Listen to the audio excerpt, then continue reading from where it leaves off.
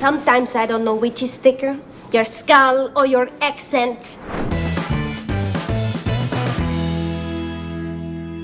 Right, so Matt, musicals episode. It's very musical Yes, this time it around. is.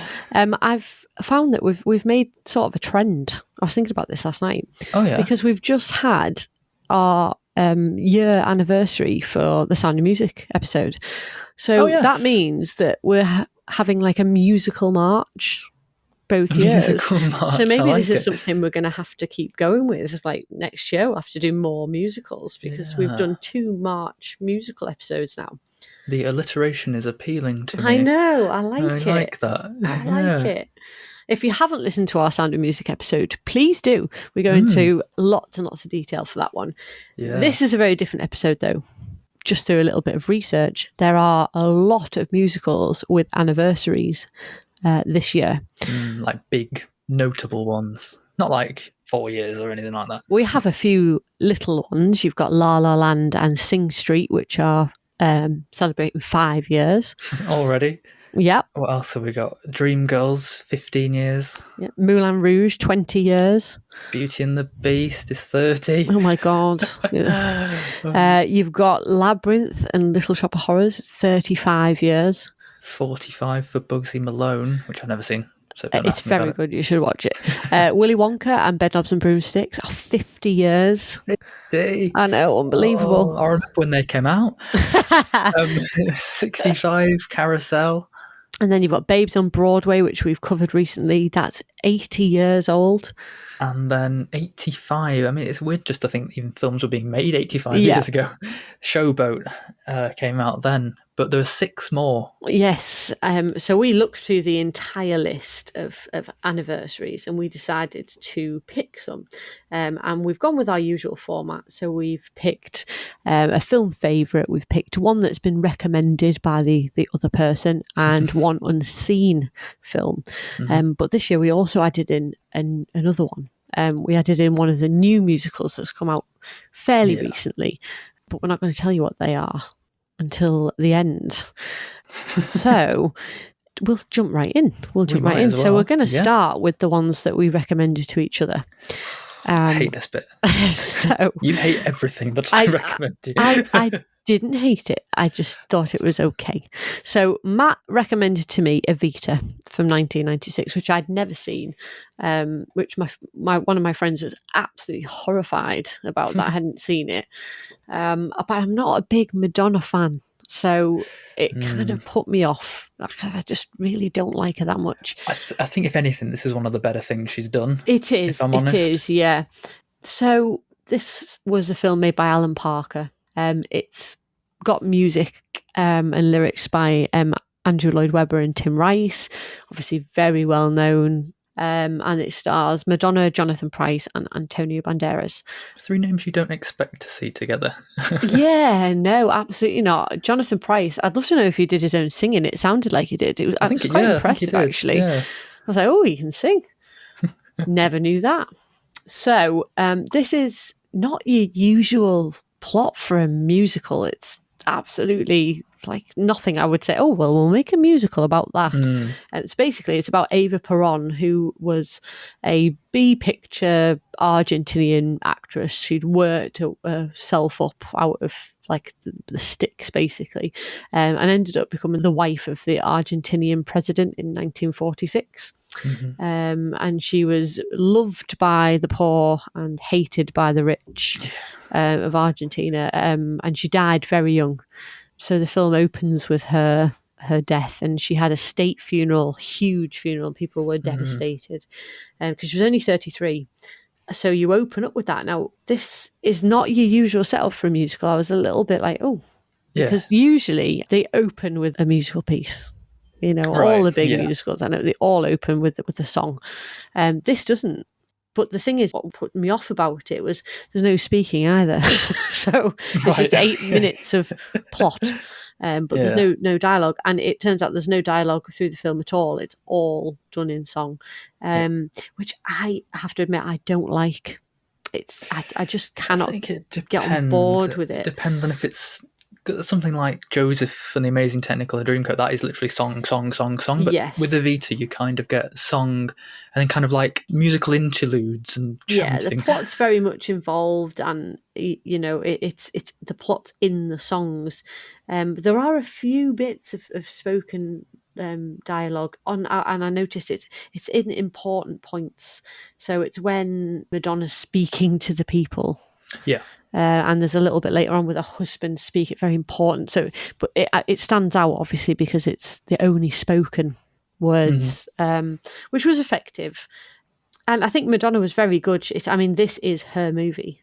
Yeah, absolutely. I think she won the Golden Globe for musical or comedy. I wouldn't be surprised because she is just everywhere in this movie. It is all about her. I think Antonio Banderas was extremely good as well. And what was interesting about his role in this was that he was playing like a bystander, but it almost felt like he could be anybody because he was in all these different places. He was like a waiter in a bar, and then he was at a rich Jew that obviously if he was the same waiter in a bar, he'd never got into that. So he just happened to be in all of these places. He's just like a Greek chorus, isn't he? He's just a narrator, which is what made me think of things like Joseph and Blood Brothers and things like that. And he's got a fantastic voice as well. He was very good in the film. I thought the film was fine. And I'll say this about another one of the films as well, is I came to this knowing some of the music already. So Don't Cry For Me, Argentina is one of my favourites. I really love that song. Yeah. So coming to it from outside and knowing some of the music already, I could sing along to those songs. But it was a really strange experience to have known them without the context. So when it came to, Don't Cry For Me, Argentina is a huge song, but I felt like it fell a bit flat in the movie. I don't think it's one of the better songs from the film. It's one of the most memorable. Yeah, well, it's supposed to be the big one. It's the one that they always perform, Yeah, it's always on greatest film songs of all time. And then when you actually listen to it, it was like, oh, right, well, it's not. I don't understand how it is then, because it doesn't match. Should I tell you the songs that I absolutely love and I don't think get enough attention is Another Suitcase in Another Hall. I love that one. But my absolute favourite, and I would hazard to say it's actually one of my favourite songs in a musical, is I'd Be Surprisingly Good For You. Just the way it's delivered it's very well done. Yeah, that is sort of seductive and funny. Because they're both sort of saying, oh, we've met almost by accident, and actually they haven't. Yeah. I thought one that came across very well in the movie was Good Night and Thank You. The way that was done, like it was kind of flitted from one man to the next, and then Antonio Banderas was just like, thank you, you can go now. And you can go. It's such an interesting... Well, Andrew Lloyd Webber and his source material is always really interesting because he can go from like Bible story to literature with something like Phantom, and then to something like biopic. Yeah. And I like how he kind of satirizes. Sorry, broke then. He's able to look at it objectively and subjectively and poke fun at it and be serious about it. And I think as a musical, it's really interesting because it doesn't give you the answers necessarily. It gives you every point of view, and you don't know where to stand. It's like, do I like this woman? Yeah, I kind of do, but yeah, she was a bit of a dick. She was. It was like, right, well, she's doing these things, but is she doing them for the right reasons? So I don't know. Yeah, I think my biggest issue with the film was that my biggest issue with the film was that there was no spoken dialogue because I felt like you couldn't get close to the characters because it was all song. I felt like it kept this distance between you because you couldn't quite get to know them properly. Thing is, you get that with so many of his musicals. Yes, it's his style, but I guess it depends on the context of it. I thought it was very well put together, and I think that Alan Parker obviously has made some great films, and he knows how to put these things together, and he did a great job with it. I think it's just not one for me. I see what you mean. Yeah, I was just thinking then. Actually, I think I'd love to see Evita on stage and see how it would compares, be good to see how they put it together on a stage. Yeah, absolutely. Sort of feel a bit more like it's a theatre piece. The music in that style would work better. Absolutely. Well, that's not a bad review. It's not a bad. No, I gave it 3 stars. I'd say a very average, middle of the road review. I didn't think it was amazing, but I definitely didn't think it was bad. I think it's one that people should see. I don't hear people talking about Evita very much. No, you don't at all. Even I don't talk about it very much, even though I sat there listening to I'd Be Surprised I'm Good For You on repeat for the last 10 years. So, Matt, your turn. So what did I recommend for you? Yes, I don't know why, but you recommended Swing Time from 1936, which is joint oldest on the full list that we've discussed. Yes, because everybody should see a Fred and Ginger film. That's why. Everybody should see one. It's funny you say that, because I have seen Top Hat, and I wish I was watching that instead. Sort of. Right, so in terms of premise and plot and cast,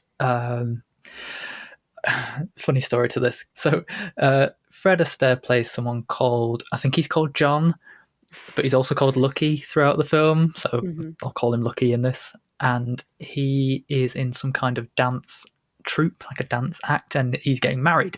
And his troupe think, oh no, we're losing him, he's going to leave. So they sabotage basically him getting to his wedding on time, and he misses it. So as a result, he turns up at his fiance's house. They're furious, and the dad says, okay, only one condition, I'll let you marry my daughter, and that's if you can make $25,000. Lucky is a bit of a gambling type. He's not really got a plan of how he's going to get this money. But the thing that confused me, which I mentioned a second ago, was the person that he's with throughout the whole film. I thought it was his dad, because the character's name is Pop, and I thought, oh, he's just referring to him as Pop. Yeah, it's his dad. I didn't realise until after the film had finished that it wasn't it's not actually his dad. No.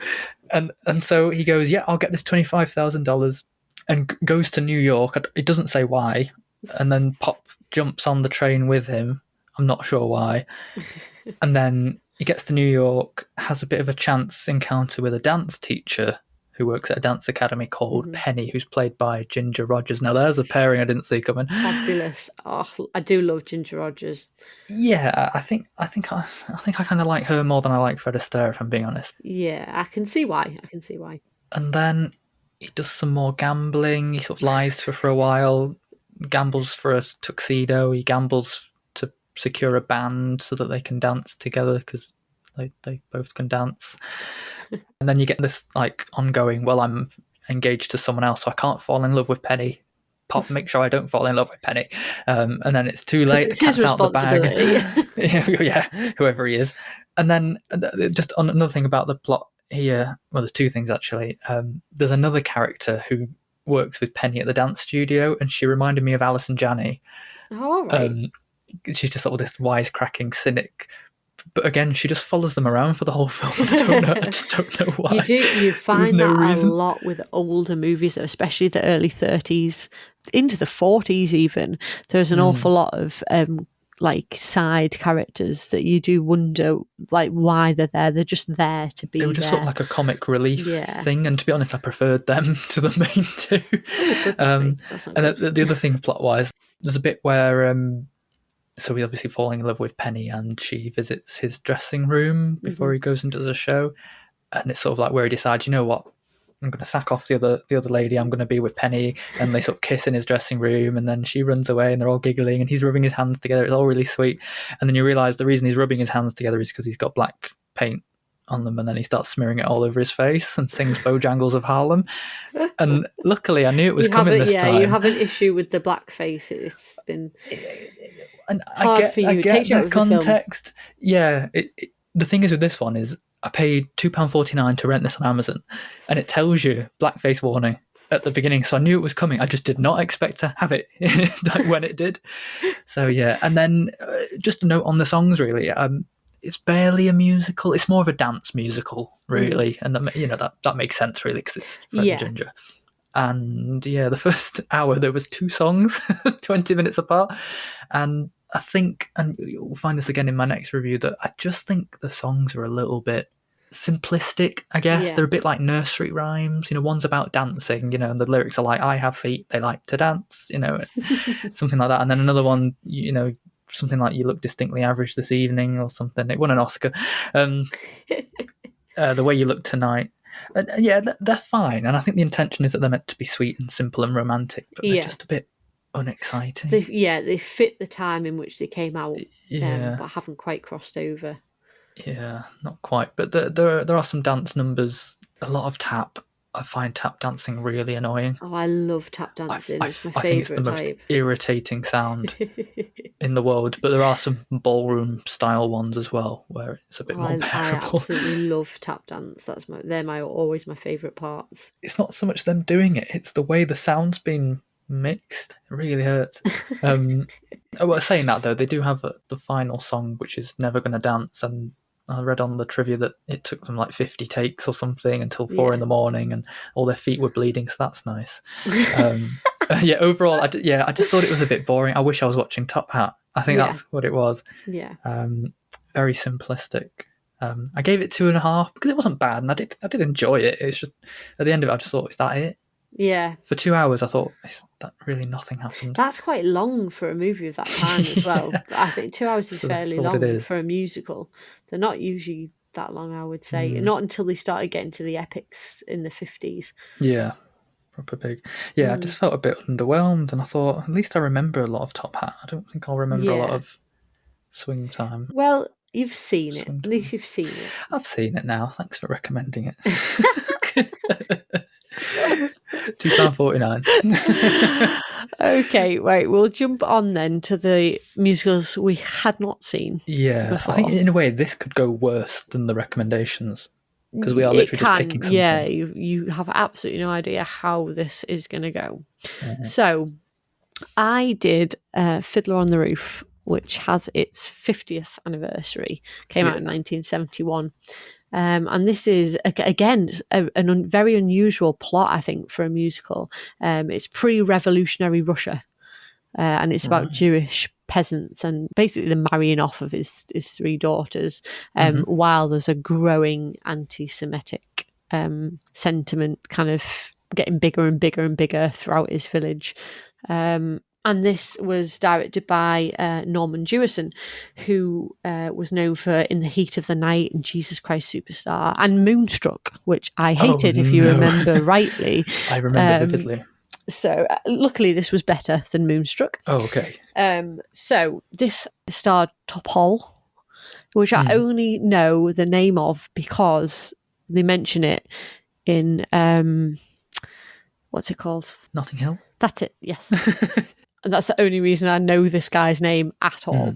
And again, I actually knew 2 of the songs actually from the film, If I Was a Rich Man, which is one of those songs that like literally just, I don't know why, because I don't know the words to the song and I only know that one line, but it will come into my head occasionally. Like I'll be at work and it'll just come to my head and I'll be like humming along to it.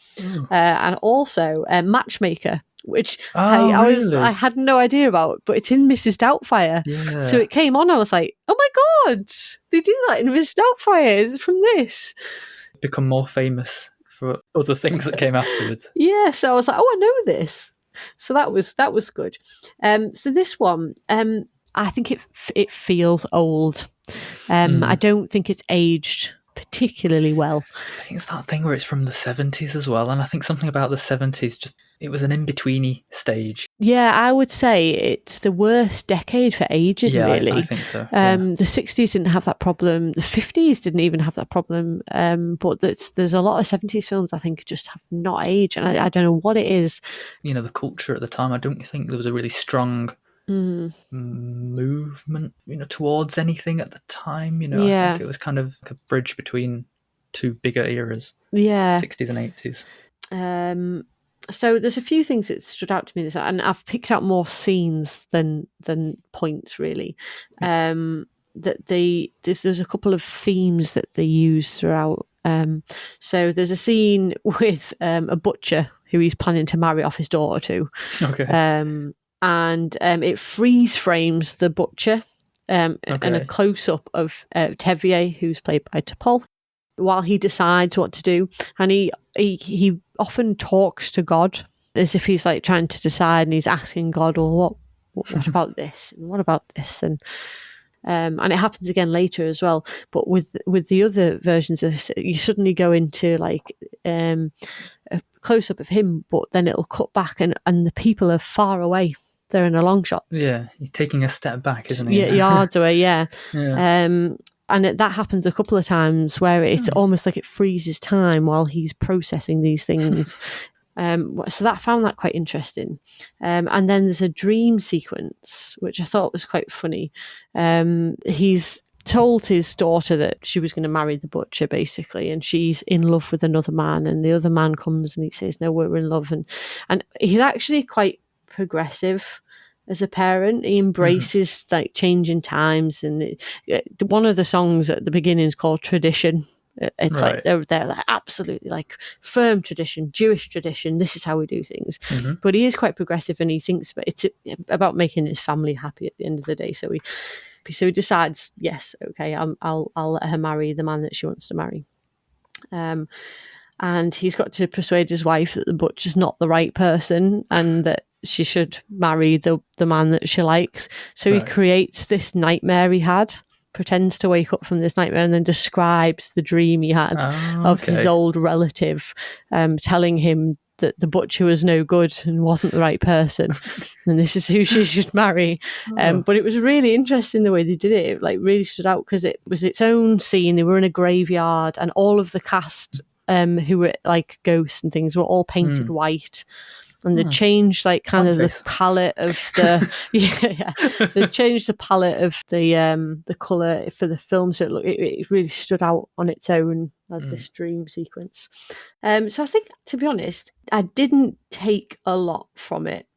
I like, there were certain parts like I love Tevier like gesturing to God, mostly like just through how things are. It's going to be like that, is it? You know, that's like a lot of that kind of, how can you allow this to happen? Yeah. You know, I liked all that kind of thing. And it was the story that kept me in it. It's a very long film. I was just going to say, I did a poll on Twitter to see, you know, is it worth the 3 hours if I was going to put it on? I didn't in the end. It's not quite 3 hours. It's 2 hours, 40 minutes. I beg your pardon. Which was a bit better because I wouldn't have wanted the extra 20 minutes. The results were the same amount of people who said yes said no, and double the amount of people who responded like that said never seen it. So I was like, well, I'm none the so wiser it didn't then. go well. Yeah. It's the most inconclusive poll I've ever done. It didn't go well. So yeah, it was very long, but it is like a family saga, so it goes over quite a large period of time. Again, it's not one I think I'd go back and watch again, but I'm glad I've seen it it's on my list. It was worth watching, and it does have like a very serious undertones to it, you know. But yeah, I'd definitely recommend giving it a go if you haven't seen it. I was really like half and half about whether I wanted to whether I wanted to bother with it, but I think now, having heard someone talk about it, it might sway me a bit. I gave it 3.5 stars. I thought it was definitely worth a watch, just to say that you've seen it. Yeah, I shall have to. I'll have to put it on, I think. Absolutely. When I've got 8 hours free. What was next then? So next was my unwatched one, and I do a lot of watching of Oscar films, and I've not done any for a long time. So this actually won Best Picture 70 years ago, and this is An American in Paris from 1951, and the opening line is, "This is Paris, and I'm an American who lives here." So just in case you'd forgotten what you were watching, that helps a little bit. And this is Gene Kelly this time, who plays a man called Jerry Mulligan. And this film starts with him speaking to us in voiceover. But I was a little bit confused because it introduces him and he's like, I live in this place. It's a lovely neighborhood. I used to be in the war, or da-da-da. And then the camera follows all the way up these apartment buildings and then locates him in his bedroom. Yeah. But then it just sort of switches to someone else. It's like, okay. And then someone else is speaking in voiceover, and I'm like, right, okay. And then it goes to another one, and I'm like, so is Gene Kelly not the main character in this? It turns out at the beginning, the first 10, 15 minutes maybe, is focusing on the other two men who aren't the main character. One's a pianist and one's a singer, and the singer's engaged to somebody, a lady who we are introduced to via a series of short ballet performances. So I'm like, so she's a ballet dancer, and even that was wrong. She's not. She works in a perfume shop. So at this point, despite the film's best efforts to communicate through voiceover and dance, You were I'm none the wiser. Yeah. Although I will say it kind of doesn't matter because, again, the plot of this film is just a bit thin. Yeah, it kind of doesn't really matter. So to sum it all up, Jerry is a painter. He's broke, and a rich heiress buys his art one day in the street, offers to be his sponsor, and that's kind of one plot line, I suppose. And then he meets a French lady called Lisa for about 2.5 minutes in a club. She's played by Leslie Caron. He stalks her for a bit. Yeah, she ends up liking it. They dance under a bridge for a bit. But she's the one that was engaged to the singer friend, and that's kind of it. They realise, and then they go, oh. Yeah, so I just think my issue with this, and I think it's probably just the same with older films, and musicals are probably worse at it because they spend so long tap dancing, is that the characters only seem to know each other for about 24 hours, and we don't really get the sense of a story. It's just a situation. I kind of get it. It's a situation with songs in it. But unlike what you were saying with Fiddler on the Roof, you don't really get much of a three-dimensional story. It's very shallow. It's on this very surface level, I suppose, because you're only getting a very short period of time with these people. Looking at the songs, I actually only remember 2 of them. I have to say, I don't think this film was made for plot. This was a complete experiment of style. Yes. And that is exactly why they made the movie. And it does show. It looks fantastic, and there is that is it 17-minute ballet sequence? Is it about 17 minutes towards the end? Yeah. I mean, it's incredibly done, absolutely incredible. And Gene Kelly is amazing and shows off all of his skills. But it again, like it's not known for its plot. Yeah, if anything, it was saved by the style, and it was saved by the production design and the art direction. And it's worth mentioning that this is Vincent Minnelli, and obviously we did Meet Me in St. Louis the other week, and so it's hardly surprising that actually it's the look of it that stands out almost above everything else. It's very bold colour.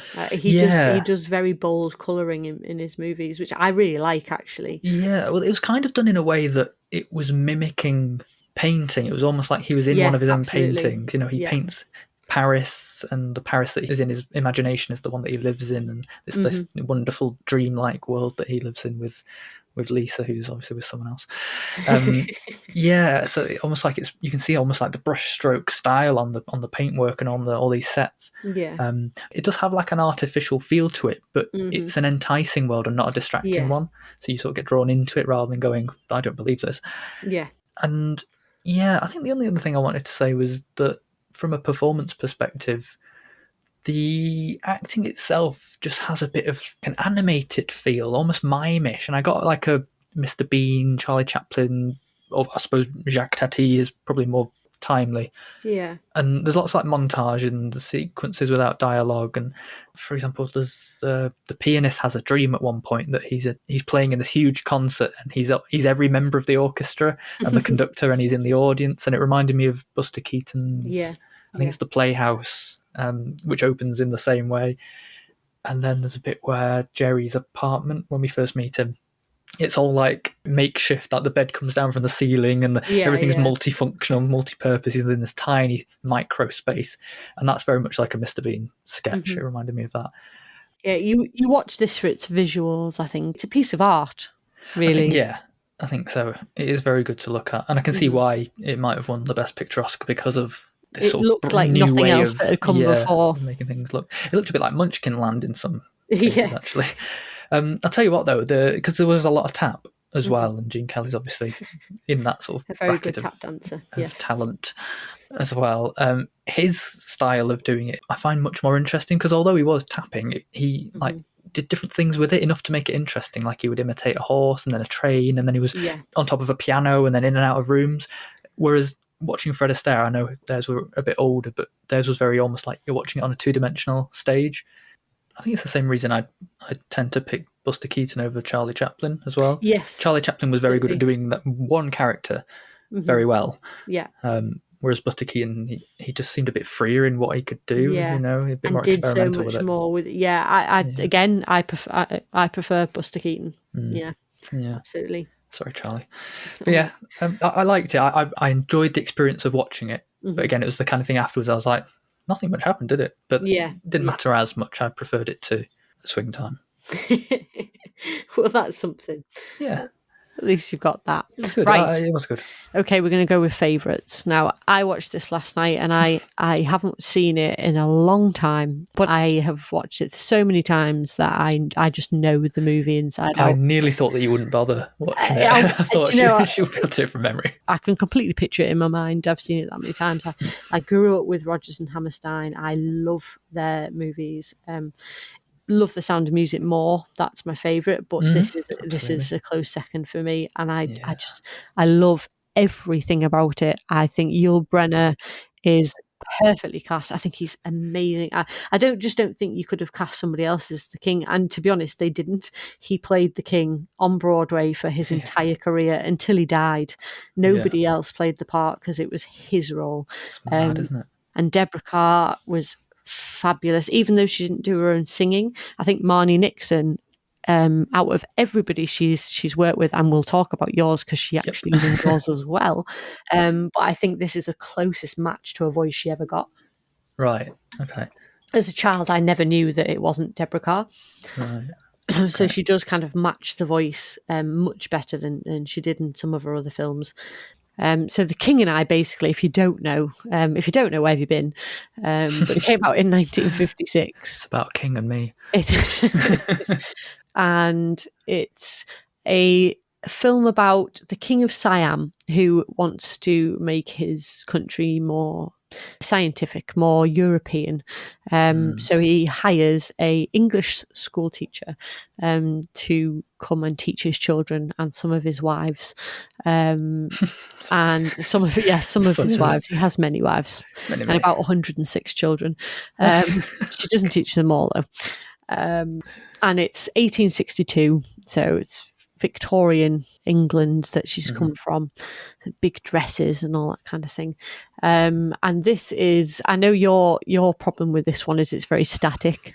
It doesn't use the cinematic medium very well. However, it is absolutely sumptuous. It's good. The sets are gorgeous. The colour in the movie, I just love everything about it. And the songs are, I genuinely think, some of the best they've ever wrote. Getting to Know You, Hello Young Lover, Shall We Dance is my absolute favourite from the movie. I love it. And I have absolutely no problem in saying that I finished watching this and I was sobbing. like proper sobbing. I haven't seen it in ages and I know what happens and I know it was coming, but I literally, before it even happened, I was crying. I only watched it last year and I don't know what you're talking about. I don't remember anything happening. I won't spoil it. Don't know, just in case. People, I won't spoil It'll come to me later and I'll be like, But I really do. I love everything about it. Oh, I remembered. Yep. Remembered, yeah. So it just came to me. Yeah. Oh, yeah, it's tragic. Oh, yes. Yeah. I really did. I looked a mess by the end of the film. I was just absolutely sobbing. But there's so many things stand out about this. Like I said, the sets and the costumes are amazing. And really look the part. I don't think it's aged because of that. It's a historical film, very much like Fiddler on the Roof, but it doesn't feel old to me. I just feel like because it's on the sets and things, it's not aged it. And I think it holds up in that respect. I'd love to see it on stage, but for me, it's always been the movie. I love the March of the Siamese Children. That's a fantastic scene, and it's gorgeous. The kids are gorgeous. And I love the play. Now, you mentioned this when you'd seen it. Yeah, I was just going to say, this is the best part. And funnily enough, it's the most stagey part. But it's actually the most cinematically interesting part, even though they're watching a play. Yeah, it's a Siamese take on Uncle Run. Tom's Cabin, which is an American classic about slavery. But it's so well done. It's great. It's that bit, mate. If the whole film was like that, I would have really enjoyed it. It was really, really well done. But for me, there's two things that make this movie: the music. I think Rodgers and Hammerstein, I'd probably say they're my favourite writers. Yeah, I think absolutely. I really do respond to their to their stuff. I love them. South Pacific's another favourite. Fantastic songs. And the other thing is the performances themselves. Yul Brynner and Deborah Carr, they are so well matched. Even though the characters clash very often, they just bounce off each other. It's fantastic. And the relationship that's built through the film of him accepting her and her learning his ways and being able to give advice, and they have such a strong relationship. And the performances really build that. I just love it. Absolutely love it. Yeah. I mean, yeah. I know it didn't work.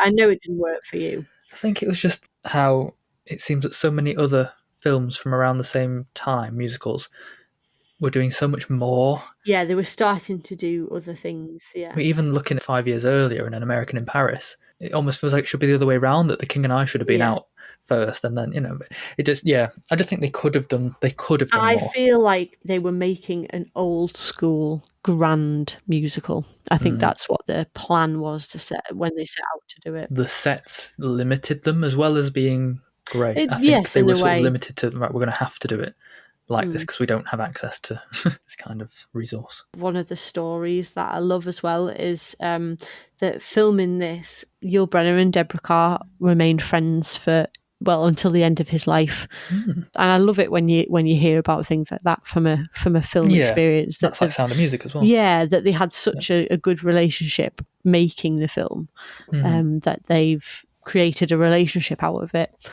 So yeah, I do. I would definitely recommend this. For Rodgers and Hammerstein, because it really is fantastic music. They were geniuses, music and lyrics. I just think fantastic, and also for the performers. Yeah, reliable. Aren't they, oh, absolutely, yeah.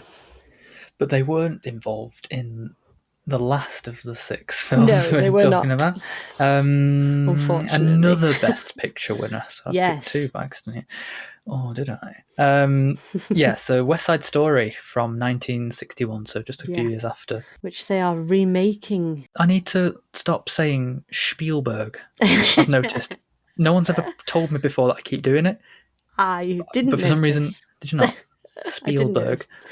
He's doing it. Yeah, well, it's already done, isn't it? I mean, it was supposed to come out in December, but obviously with the world being in crisis, they've pushed it to December 2021. I think despite whether or not it's considered good or whether a decent remake or not, I think it's likely to be big in the awards season anyway because of the production design. West Side Story is one of the classic musicals. It's a Sondheim musical and it's extremely well known. Why remake it when it's not broken? Do you know what I mean? That's my thing. If it's not broken, don't fix it. Well, I've noted a few things with the remake in mind, which I'll touch on. But just in case people don't know, you start looking over New York. It's booming. You've got skyscrapers, really urbanized, industry, But the camera keeps going, and you end up sort of going down into, I guess, the slums. I guess you could call it the New York slums, and a specific neighborhood where the streets are owned by a gang called the Jets. It's their turf, it's their territory, and there's a established rivalry when we arrive there with a fairly newly immigrated Puerto Rican family and gang called the Sharks. So they're sort of warring over the streets, and really simple plot set over 2 days. And Tony, who is of the Jet persuasion, played by Richard Beymer, and he meets Maria, who's the sister of the Sharks leader Bernardo, played by Natalie Wood, and they fall in love instantly. It's one of those love at first sight moments. Literally, instantly. Oh my God, who is that?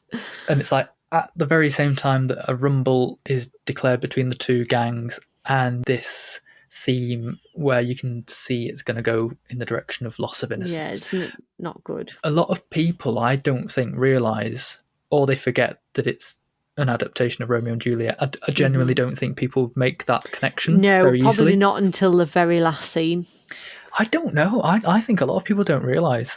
But yeah, obviously it's mimicking the warring families in Verona of Montague, Capulet, the dance sequences, the masquerade, or the meet over a fish tank or something, and the balcony is actually a fire escape now, and things like that. I like that. So the thing I wanted to talk about really was the songs and the music, because as I was trying to classify what kind of music it was, there's actually 3 very different styles at play, and I think maybe that's why I don't hear many people saying that it's their favourite, because it does jump around quite a bit. So you got the street gangy, more like beat poetry kind of songs, which have a lot of clicking and whistling and hi-hat, and it's less melodic and more atonal and offbeaty. It's extremely clever soundtrack. Absolutely, Sondheim is, I'm not a big Sondheim fan, I've got to admit, but his music but this is and really his lyrics are very clever. They are really well done. It reminded me of exactly like Into the Woods and some of Sweeney Todd, which he did with the same.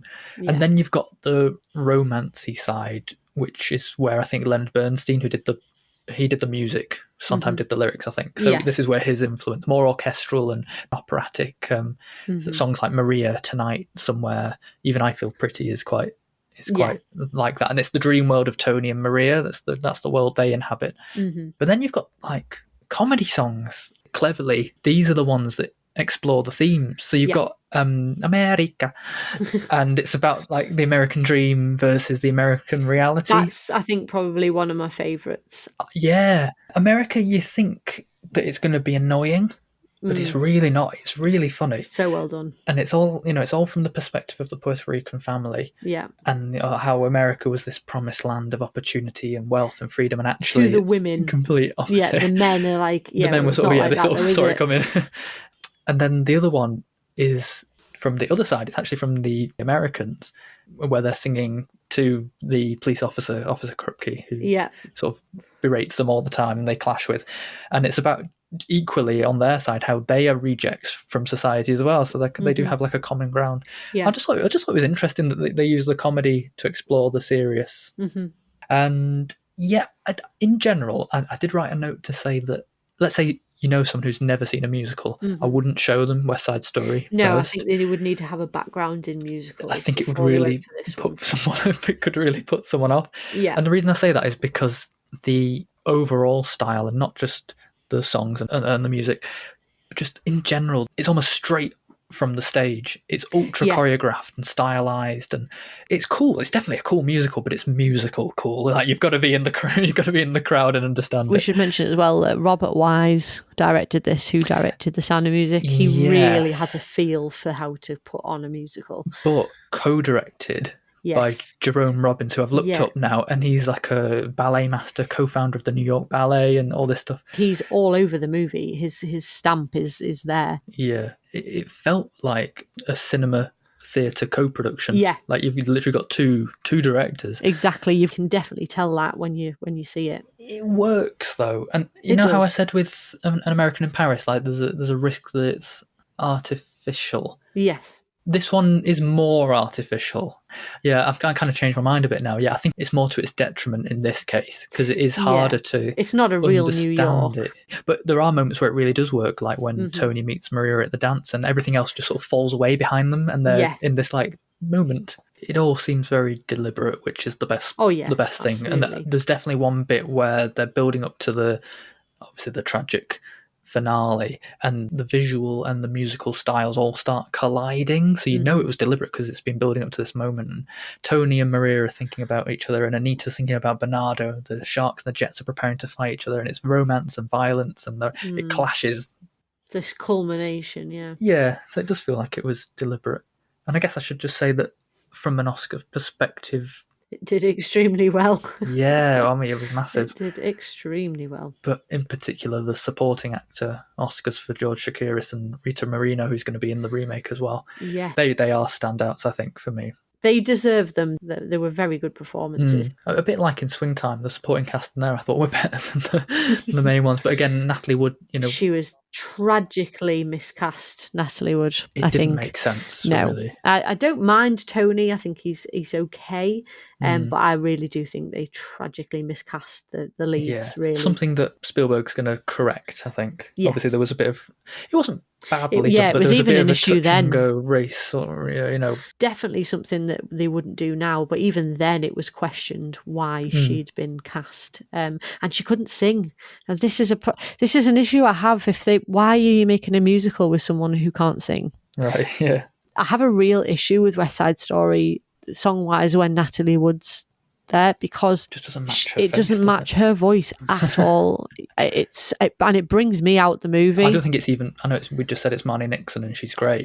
I don't think it's that great. No, it's something. It is and it's a little bit racist. It's like it doesn't come across well. It sort of puts the way voice that on, and I just don't think it comes across very well. And she should not have been chosen. It really brings me out the movie. Yeah, because it just doesn't. It was distracting. You're like, oh wow, that's a high voice. It's obviously not her. It's not yours. Yeah, that's my biggest issue with it. Yeah, but of the three films that I watched, I think West Side Story is still the highest. I give it 4 stars. I think it shows its age. I think now. Which is why I think the remake will be interesting. I don't know whether it'll be good, but when has Spielberg made anything awful? Do you know what I mean? Well, he never has. This is the thing. So it'll be at least a level of quality. Yeah, it'll be interesting to see what it'll be good to look at. Yeah, and interesting. So we've teased that we've watched 2 additional films that are new musicals. Yes. Or at least newly released in the cinema musicals. And I didn't let's have see a choice how they in compare. Mind. Just... No, I just told you what you're going to watch because I already did it. Yeah. Go on. So tell me about Cats. I did Cats, which was absolutely thrashed when it came out. Yes. It's in the bottom of films of all time. Yes. I was expecting the worst. I really was not expecting good things from this. But I really don't think it's as bad as it's made out. I don't. I think if you go into this with any kind of knowledge of the musical, you'll know that it's completely batshit crazy and it's balmy. I mean, there's absolutely no sense to it. I still don't know what a bloody jellicle cat is. I've no idea. But if you go into that knowing that the plot makes no sense, it's absolutely ridiculous. I imagine if you're like stoned watching this movie, it would be. I think Seth Rogen did watch it. Yeah, it would you would have an extremely interesting reaction. Because it's mad. It's absolutely mad. Yeah, and I think maybe that is why it's been panned. Yeah, if you go into it with that knowledge, because that is what they weren't going to change it. The actual story itself is absolutely mad. It makes no sense whatsoever. So people, I think, have been quite harsh because the musical's just as bad. They've not changed anything. Yeah. I think that changes the perspective of it. Another big problem was obviously visually, the special effects that they use. Now, the actual world itself, I don't mind. I think it's fine. It's actually quite stylistic. It's a little bit American in Paris in a way. They've created this visual look for the movie, which is I have no problems with whatsoever. But the actual cats themselves, you get used to it.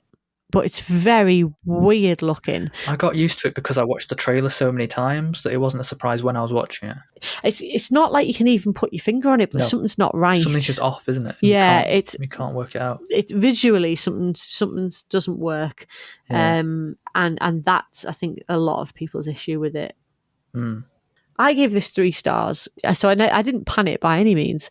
And I actually like some of the songs, and again, songs, it's still Andrew Lloyd Webber, isn't it? Memory is a huge Andrew Lloyd Webber song. It's one of the biggest. And again, I had the same kind of feeling with this. It's like I didn't like what they did with Memory in this necessarily. Right. I don't like the casting of Jennifer Hudson really. not a fan. Didn't like her performance of it, but I love like the Jellicle song, the overture into the Jellicle Cat song. That was really well obviously done. The production of the music was inevitably going to be great. Makes absolutely no sense. Like I say, what the hell's a Jellicle Cat? And they're talking absolute rubbish. But the song itself and the music, it's actually very catching.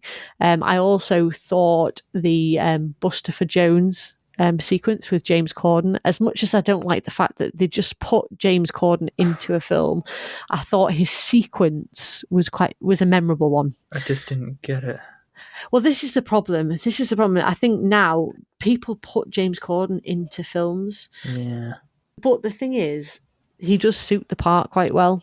He just, like, if you think about what that cat is, James Corden's not miscast, I don't think, in that.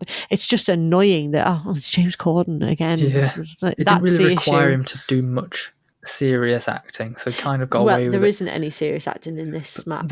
My issue We're honest. with I think my biggest issue, more than the visuals, more than anything else, was the cast. Yeah. I just think it's the weirdest mishmash Absolutely. of people. I was really disappointed that Judi Dench was underused and a bit pointless. I think she was one of the better parts of the film, she was to one be of the honest. better parts, but she was also still not very good. McKellen, I think, was maybe the best, and even then, he's only got a very small part.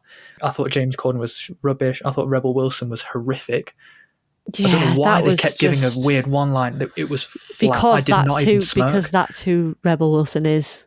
No, but usually I think she's quite funny, but Yeah. I didn't even crack a smile. If anything, I was the opposite. I just rolled my eyes every time they put something in. And then you've got Jason Derulo for no reason, Taylor Swift just for the sake of getting... Yeah, Taylor Swift I was surprised about because they made a big deal out of that in the trailer, and that doesn't come until like very close to the end. So yeah, I was a bit like...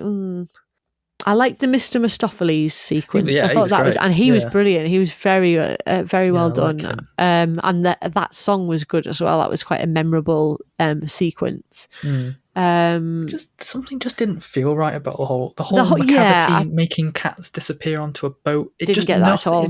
I get that the plot doesn't make sense, but they added things that made less sense. Just the direction of it all, I think. It's unusual because Tom Hooper he's got quite a good reputation. He's done The Danish Girl and Les Mis. Les Mis was really well received. Yeah, The King's Speech won Colin Firth an Oscar. It was, and him. It's a great movie, and he has made some really, really good stuff. Yeah, but this kind of was like, wow, what happened? What happened here? The thing is, they had a real opportunity to take something that, when you watch it on the stage, or if you've seen the video, the 80s film version, original. And it actually worked like that, and they had an opportunity to translate some of that onto the screen, or even build on it, and they just didn't. It was just pointless. Yeah, and I get that it's nonsensical. I'm on board with that. But then again, pointless. The film is kind of pointless as well.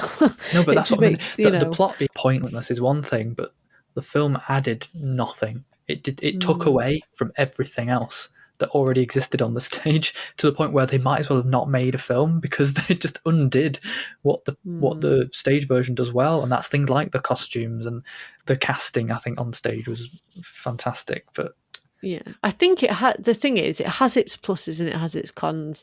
The music's brilliant because of who created it. It is mad, very nonsensical, but you can't deny that some of the music is brilliant. Music, yeah. And some of the parts of the film, some elements are really good. I think the sets are good, and I just think there are a few things that that pull it apart, and the cats are a problem.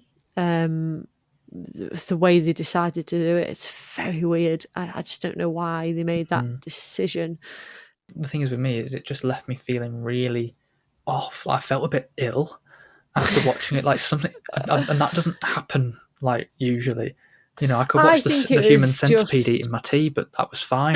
But watching cats just made me feel really off. Like something was bad about it. I didn't mind it. I just I thought it was miscast. You didn't know anybody, and I just. Well, we knew everybody, but and the people that you they just shouldn't have been there. No, but the main there were a couple of the main ones that I had no idea who they were. Yeah, the all main of them, the character people was that you knew were Francesca in Hayward from, they were in tiny Goodbye. parts. The ones that you knew of.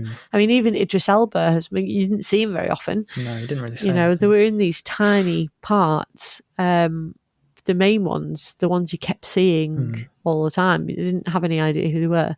And I think because it's so mad as well, is you can't relate. The thing is, I think because it's nonsensical meant that it should have gotten away with a lot of stuff, and it didn't. Anyway, that's Cats. Let's move on that's from Cats. I gave it 3 stars. I definitely didn't pan it. Stars I've ever heard from a serious review. If I'm honest, I scrolled for ages on reviews, and the only people who put it more were the ones that were taking the piss. So I was really surprised. I kind of took off all the filters and just took it for exactly what it was. And if you do that, which most people don't do when they watch a movie, I don't think it's all that bad. There are some good points to it, and I thought it was the music that saved it for me. Or it will make you feel like you've got food poisoning, which is how one of the two. Anyway, so just to finish then, the newer film, slightly newer from 2020, is The Prom, starring James Corden. I would like to watch this because I actually recommend this. It's not the best film ever made. I think it does have a lot going for it, though. As a basic premise, and it is based off a stage play, a group of, how do I put this? They're all narcissistic Broadway has-beens, or not quite beans. Don't know if that's a phrase. Meryl Streep, James Corden, Nicole Kidman, and Andrew Rannells. I recognise him from somewhere. I can't place it where he's from. They've basically opened a show on Broadway, and it's closed the very same night because of the horrific reviews. So they're in need of a publicity pick-me-up, and they read on Twitter about a high school like PTA committee that have cancelled the prom because they've got an openly gay student who the PTA committee they've gone, you know what, we'd rather cancel it so that nobody can go. And they've framed it as if it's in her interest. You know, this student is going to, you know, be laughed at. So, you know, if she can't go and be happy, then no one's going. But it's kind of evil. And they've got Kerry Washington, I think, as the head of the PTA. Anyway, so these thespians, bad ones, they travel to Indiana as these celebrity activists, but it's all selfish. It's to boost their reputation. Yeah. And to be honest, the film doesn't take itself too seriously at all. Yeah. It's very funny and sort of piss takey. Just to sort of give you an idea, there's a bit where when they get to Indiana, Meryl Streep obviously walks up to the reception, the hotel reception, and she's like, "Have you got any sweets?" And he's like, "No, we don't have any sweets." And she sort of rolls her eyes and reaches into her handbag and pulls out a Tony Award and puts it on the desk and says, "Now, do you have any sweets?" He said, "No, we don't have it." And she does it again. She reaches back into her bag and pulls out another Tony Award. And from a music perspective, just like Mamma Mia, she's got massive belter songs. They're really quite impressive. Does she really pull them off? Because I thought I thought her voice had changed a lot from Mamma Mia to Mamma Mia 2 in like the decade between that. I thought it had really like. I don't know if it's as good as Mamma Mia. I think it diminished. From then, she definitely does some really big songs. You know, some of them accompanied by Nicole Kidman on the cowbell, which is quite good.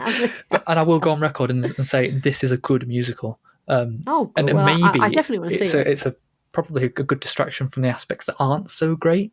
But yeah, it features such classic lyrics as "We're going to help that little lesbian" and "Listen, you bigoted monsters, just who do you think you are?" And it's really quite. I was laughing quite a lot. But that's good if it doesn't take itself seriously. Yeah, that is good. It's one of those, it sort of amalgamates different Broadway styles. You know, it takes from Chicago and Hairspray and Funny Girl and Moulin Rouge. There's a big Book of Mormon section, which I think is maybe where I know that Andrew Rannells person from. I can't remember. And it's quite Glee-ish. You know, it's directed by Ryan Murphy. But for all of its campiness and all of its glitzy, sparkly cheesiness, there's actually a really good message at the heart. There are some really, really emotional scenes that happen, you know. And there's almost a different message for every character. There's messages about be yourself, or if you see wrong, do right, and if someone's wronged you, be the better person. Yeah. If you're James Corden, don't try and act.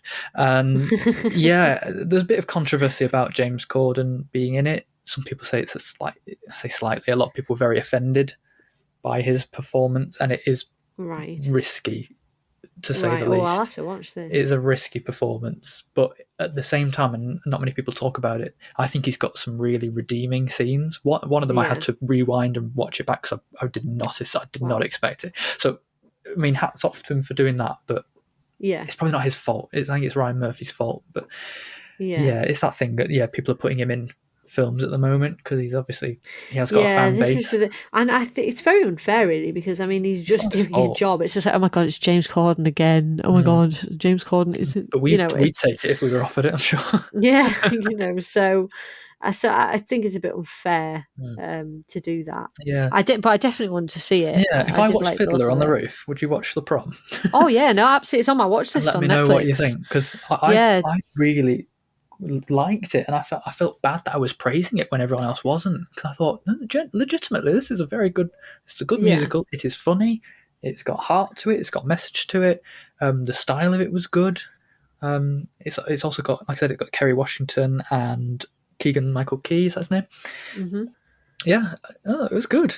It was really really passed the time really well. So definitely have to get to that one then. Yeah, so those are our two newer musicals. Quite slated, both of them. Yeah, I don't think a good musical has been. I think the message that I think we're making from these new ones is I don't think we've had a really great musical for a long time. I mean, not film even musical. at the 5-year anniversaries, La La Land and Sing Street, they're not normal musicals, and they're kind of like. I would say they're very indie in a way, and they're not mainstream. I think La La Land tried to be a mainstream, but I don't think it was taken very well. The closest we've had is maybe The Greatest Showman, but that's more of like a pop song, to story, isn't it? It's not necessarily. I think that's probably the best one that's been released. Yeah, I loved it. I absolutely loved it. It was massive. It was in the cinema for at least a year. Yeah, I'd say it's probably that one, because other than that, I don't think there's been any really successful musicals since then, really. Yeah, I think this is why we need people, and this will segue nicely actually into us finishing off. People like Lin-Manuel Miranda, who is a very, very creative individual. He's done the music for all sorts, including Moana, and he's doing the In the Heights musical that's now scheduled for this year. Yeah. And the film that I'm going to recommend this week, a bit of a touchy one because it's not necessarily a film, but you can watch it on Disney Plus, and it was nominated at the Golden Globes, and that's Hamilton, which took me a while, completely by surprise. Obviously, people have been raving about this for ages, but that reputation of it being a like a rap hip hop musical, it's worthy of its reputation. It's brilliant. Oh, it's so good, and it's not absolutely just rap. There's all sorts of styles. There's you've got show tunes in there as well as more jazzy and the hip hop, R&B and rap in there. But it's like a musical horrible histories lesson. I compared it to. They talk you through the story, and it's not a subject matter that I'm particularly very interested in, but I found myself being quite invested. I was like, oh no, I know more about this than I thought. Character driven, absolutely character driven. You can't help but get invested. Yeah, and there was more people in there than I thought. Obviously, we know Lin-Manuel Miranda and Leslie Odom Jr., who's in One Night in Miami at the moment, and the guy who's Daveed Diggs is going to be the voice of Sebastian in the Disney live action remake. And it's definitely worthy of a recommendation. Jonathan Groff, because it was there great. We go. King George III. That was my favourite part. My favourite part. My favourite songs were the King songs. So good. Even though it was the same song every time. It's like every time you turn up, you're just like, brilliant. Yeah, he was my favourite part, and his song was the best, I thought. I loved it. Absolutely loved it. Really good. So I really want to recommend Highly Hamilton. recommend. I would if you'd have asked me 4 weeks ago, would I be ranting and raving about it? I would have laughed because I really didn't think I was going to enjoy it. But yeah, if you've got Disney Plus, fantastic. Definitely go for that. It's 5 stars. It was a 5-star film. Absolutely. Film, musical, easily, whatever it is, easily 5 stars. Yeah, And yeah. if you were to recommend a musical, my recommendation, we've just mentioned it actually, is The Greatest Showman. right, yeah. I think that is the most successful and all-round consistently good soundtrack that has been released from a musical in decades. Yeah, a long time. I mean, and this goes for even some of the biggest musicals. Like, there'll be a few songs that you like, but then there's also maybe 3 or 4 that are just okay. Mm-hmm. This one, I think almost every song is fantastic. You know, it's got an amazing soundtrack. Yeah, I think Hugh Grant was made for this role. I mean, well, they built it around him. Who did I say? Hugh Grant. Hugh Grant. No, not Hugh Grant. Hugh Jackman. This was built around him, this movie, and like deservedly so, because he really is fantastic in it, and it really showed Zac Efron off as well. Yeah, and one of my favorite parts is the relationship between him and Zendaya in the movie. I think they really did a great job with that, and the racial aspects of it. Fantastic. I do think it was brilliant. I think the songs outperformed the story. I think that there were certain things about the story I thought were a bit weird. Yeah, This Is Me. How the fuck that song did not win at the Oscars? I was absolutely furious. I remember being in the room with you and you were just Well, it was a shoo-in. Yeah. How the hell did it not win? Ridiculous. I've never known anything more stupid in all of my life. Yeah, that was robbed. So, definite recommendation. Yeah, I think they're 2 very strong, and I think a lot of people have probably already seen them, but don't really care. Yeah, so. exactly. They're fantastic films. Yeah. So next week, I'll tell you what, I feel like we've been in the 30s now in terms of episode number for ages. Since we started Hitchcock, we've been in the 30s, and I'm so excited to move on to the 40s. But the topic I'm quite excited about, because I'm sort of revisiting my past, because we did Judy Garland for You, which was one of your topics, and last year we did our dissertation topics from undergraduate. No, the other way around. We did one of our dissertation topics last year. We did, because we've both done 2. So it only made sense that we fill in my gap. And if you have heard our Cloud Atlas episode last year, it's kind of like a broader look at come as no surprise topic. Yeah. So we're going to look at, I call it a genre of multi-narrative films, or multiple plot films, or multi-strand, however you want to word it. Films that have lots of different interweaving stories or episodes. And we're going to look at such films as Pulp Fiction, Love Actually, Contagion, are some of the big names, but also some of the more... we got some classic ones like Grand Hotel and Nashville, and some indies like Magnolia and Time Code and things like that. On paper, you'd think, what a strange selection of films, but honestly, it's a really diverse selection to look at this topic, and I think there's a lot that we're going to unpack, and I think it'd be really interesting.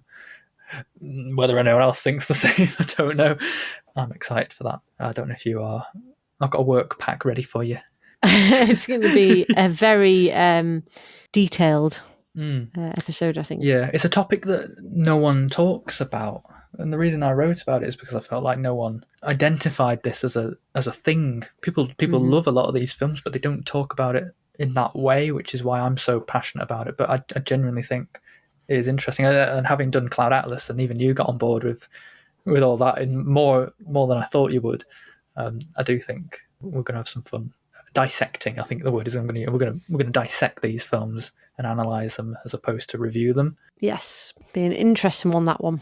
Yeah. And then we're into awards territory. In fact, the Oscar nominations are out tomorrow. Yes. So we'll be doing an episode later on Best Picture reviews and stuff like absolutely. that. So, yeah. Look forward to that. Interesting things coming up. Yeah. Ooh, exciting. So, Matt, where can they find us? I thought you'd ask. You can find us on our website, cinechat.co.uk/podcast, or across social media, just search for Cinechat Podcast, or you can email us at podcast@cinechat.co.uk. Brilliant. So that's it. Thank you for listening. If you've enjoyed it, that's our musical march. We'll see you again next March for more musicals. More musicals. So it's bye for me. Yeah, and it's bye for me.